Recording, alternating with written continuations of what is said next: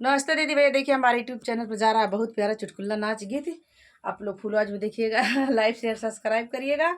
बहुत प्यारा है। ससुरारिये में पिया करेला नौकरी, बहुत अच्छा नौकरी है। ऑफिसर है, सरकारी नौकरी करते हैं पियवा हमारा। आप लोग देखिएगा, कमेंट बॉक्स में बताइएगा गीत कैसा लग रहा है आप लोग के।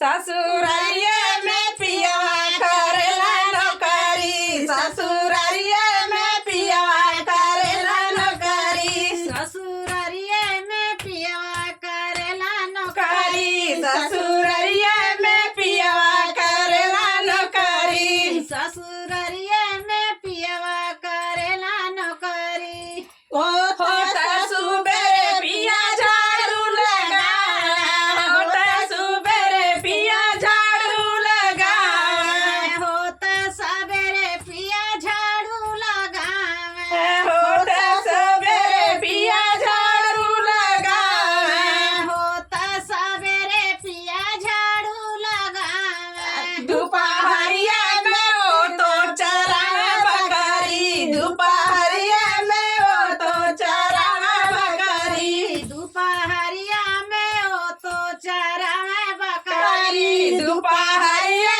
में वो तो चरावे बकरी, दोपहरिया में वो तो चरावे बकरी, दोपहरिये में वो तो चरावे बकरी। ससुरारिये में पिया करेला नौकरी, ससुरारिये में पिया करेला नौकरी, ससुरारिये में पियवा करेला नौकरी, ससुरारिये में पिया करेला नौकरी, ससुरारिये में पियवा करेला नौकरी। होता सुबेरे पिया बर्तन माजा, होता सुबेरे पिया बर्तन माजा, होता सुबेरे पिया बर्तन मासे, होता सुबेरे पिया बर्तन माजा, होता सुबेरे पिया बर्तन मासे।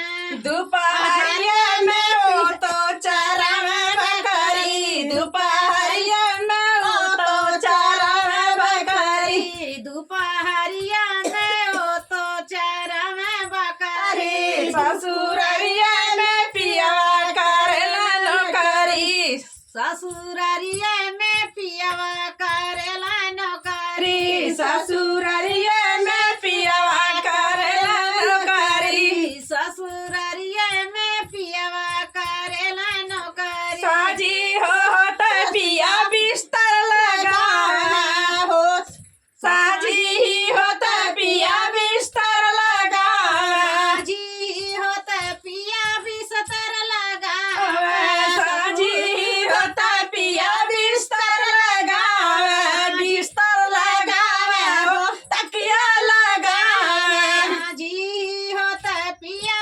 बिस्तर लगावे, बिस्तर लगावे हो तकिया लगावे, बिस्तर लगावे हो तकिया लगावे। दोपहरिया में वो तो चरावे बकरी, दोपहरिया में वो तो चरावे बकरी, दोपहरिये में वो तो चरावे बकरी, ससुरारिया में पिया करेला नौकरी, ससुरारिया में पियवा करेला नौकरी, नौकरी, ससुरारिया में पिया करेला नौकरी, ससुरारिये